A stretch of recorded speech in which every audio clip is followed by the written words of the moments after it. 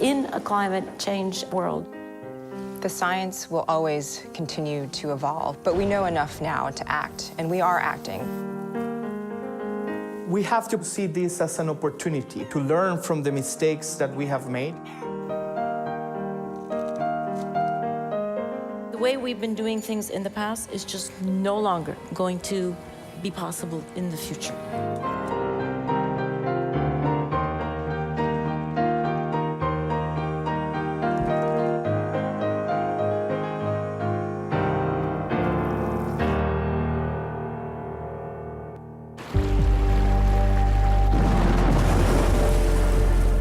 The Earth's climate is changing.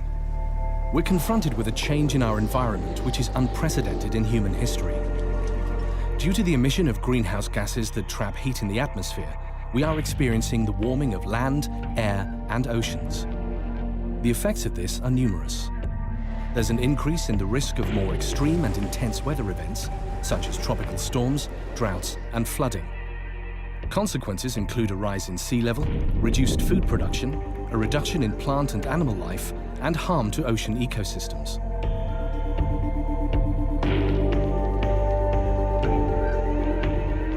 The two main pillars of the Global Climate Change Convention are adaptation and mitigation. And it is the responsibility of this generation, all of us who are alive right now, to mitigate enough, that means to bring greenhouse gas emissions down enough to allow that adaptation, in particular in the most vulnerable communities, is actually possible and effective.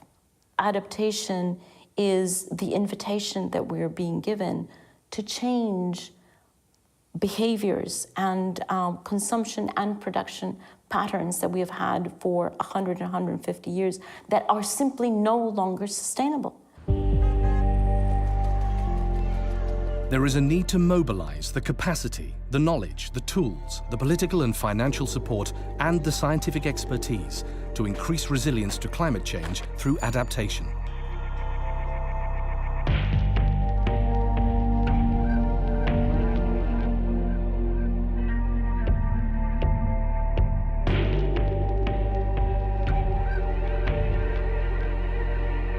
Throughout history, humankind has adapted to changes in climate by adapting to the available sources of food, housing, clothing, water, or warmth. Today, however, climate change is causing changes faster than vulnerable populations and ecosystems can cope with and adapt to. Adaptation responds to the risks while, at the same time, building future resilience.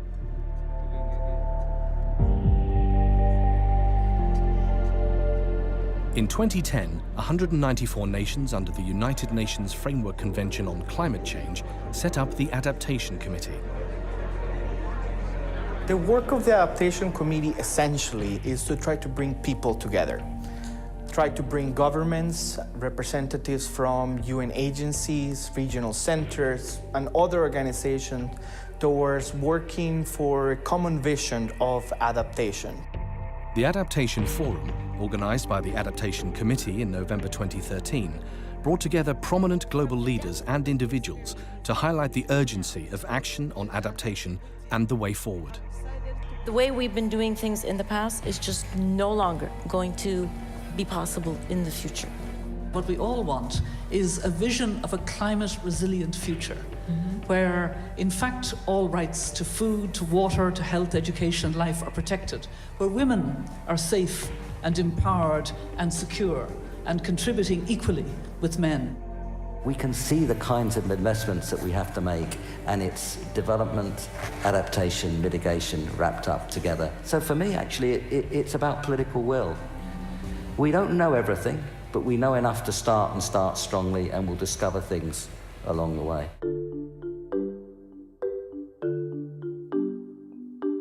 Resilience means giving the capacity, enabling society, ecosystems to be able to bounce back, to recover from change.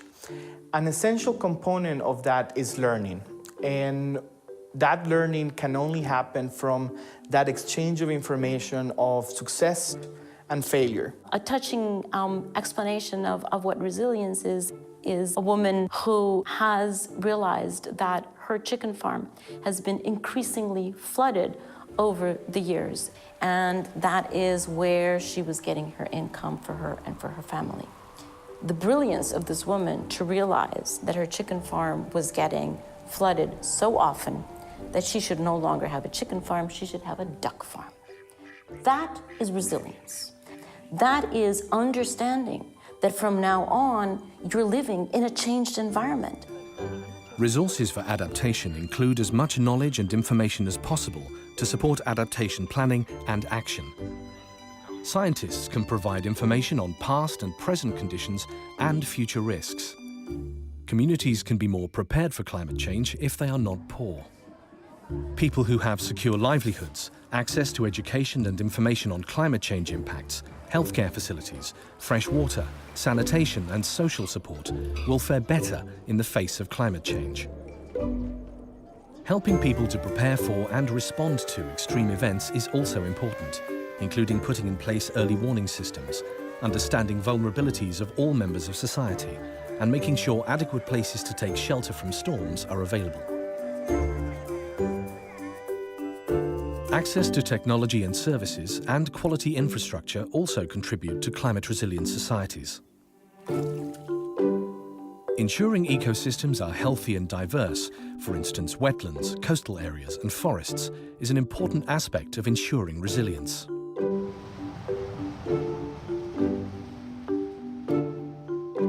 Climate change is global, but adaptation is local.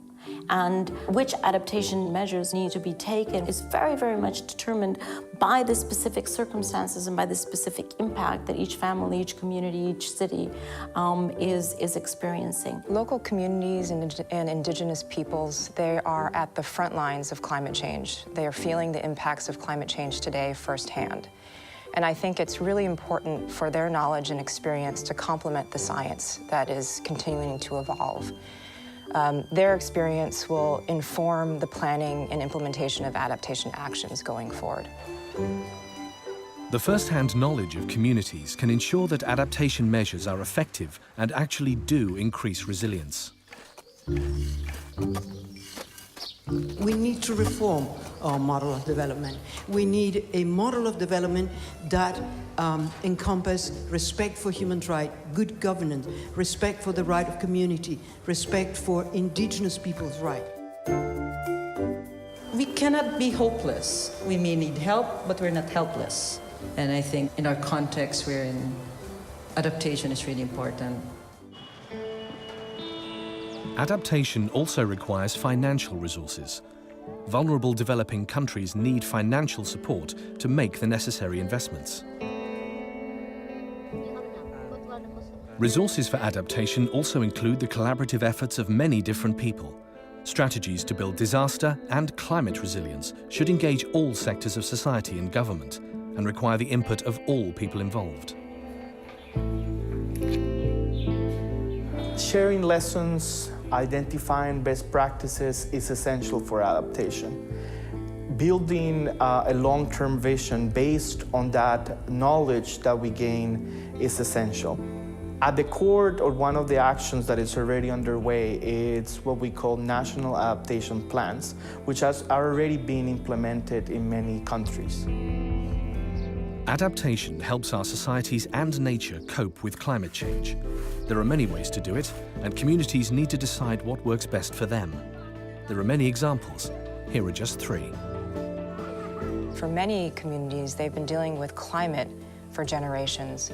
I give the example of communities who live on small islands and traditionally have been dealing with the risk of flooding, where, for example, their small island shrinks in half because the river rises and erodes the outside of the island. They build their houses on the top of that island, and when it floods for about 7 months of the year, that island turns literally into a small mound of land. Climate change is going to affect the frequency and severity of that flooding they've been experiencing for generations. There's a reason why those communities are living on these islands that turn into these small mounds. It's because they're living in poverty, it's because of their marginalization, it's because of a variety of issues that are related to basic development. And so as the international community works with those communities, with the governments, to help secure better livelihoods, they need to make sure that what they're doing on adaptation to climate change is integrally related to what they're doing on development. Adaptation and development really do go hand in hand. Chalanculo C is an urban neighborhood in Maputo, Mozambique. More than 150,000 people live here. However, there is only one drainage ditch. When torrential rain caused by the changing climate became frequent, the neighborhood became prone to flooding. Worse still, people had thrown waste into the drains, and the flooding spread the waste around the neighborhood. This led to malaria and other illnesses, particularly among children. Establishing awareness and communication channels among the local citizens and between the municipality and the relevant institutions was very important. Public-private partnerships empowered the people living in Maputo to design and implement activities to adapt to climate change. The local people proposed a construction project to clean the ditch, allowing it to drain properly, and to manage local waste. In the Netherlands, 60% of the country is vulnerable to flooding, which means that there is a need to plan for the future. There they've developed the Delta program. Its aim is to protect the country against high water levels and to ensure an adequate fresh water supply. It looks 100 years ahead and also includes measures to deal with more immediate problems. Climate change, for example, is affecting the frequency of floods. So communities that used to experience a 1 in 100-year flood may now be experiencing a 1 in 25-year flood. What does that mean for infrastructure? We're spending a lot of money on building roads and bridges. And if we don't take that change in the frequency of flooding into account, we may build a road or a bridge in an area that is really at risk of flooding in a way that it wasn't before. Why not take that new information into account, move where you build that road so it's on safer ground? That investment today will actually save us money in the future. There are studies that have been done that show that $1 in preparedness, $1 in forethought will actually save $4 to $7 in response. And what we as the international community need to do is start thinking about spending that money today in order to save that money in the future. People living in the Bangladesh Delta are extremely vulnerable to problems caused by erosion, soil salinity, frequent floods and cyclones. The population here is dependent mostly on rice cultivation for their food. In a nationwide project, the women of the community started developing practical solutions to adapt. They raised dikes for ponds to preserve fresh water all year round. They stopped saltwater intrusion into canals, and they built a bunker for their own safety during cyclones. Thus, they have come up with their own solutions to ensure their own survival and security of food and water supply. Using their own initiative, the women have created resilience for themselves and their community. The effects of adaptation can be immediate. However, people in vulnerable areas need help to access resources, including financing and knowledge. People can develop creative ideas and innovative solutions. They can build partnerships with local administration bodies and organizations. Building climate resilience and a capacity to adapt provides more than just climate-related benefits. Its influence has beneficial effects for individuals, families, communities, countries, and society as a whole. If we don't adapt, we threaten to roll back decades of progress in reducing poverty and improving economic growth. It really does compromise the stability and security of communities and countries. So we have an opportunity to act now and to make investments in adaptation that will have an impact in terms of the future. We also have to see this as an opportunity to transform society, an opportunity to learn from the mistakes that we have made and be able to build better so that we can have a future for us and for future generations that is safer, that has the same opportunities, and that is better for all. Very often I get asked, well, and what if we don't do that? What's the plan? What are we going to do if we're not able to address climate change? And the simple answer to that is, we don't have plan B because we don't have planet B. We have one planet. And so plan A is we are going to address climate change. That doesn't mean that it's easy, because if it were easy, we would have done it. But none of us can hide behind the responsibility and the commitment that we all have to do this, and to do it in a timely fashion.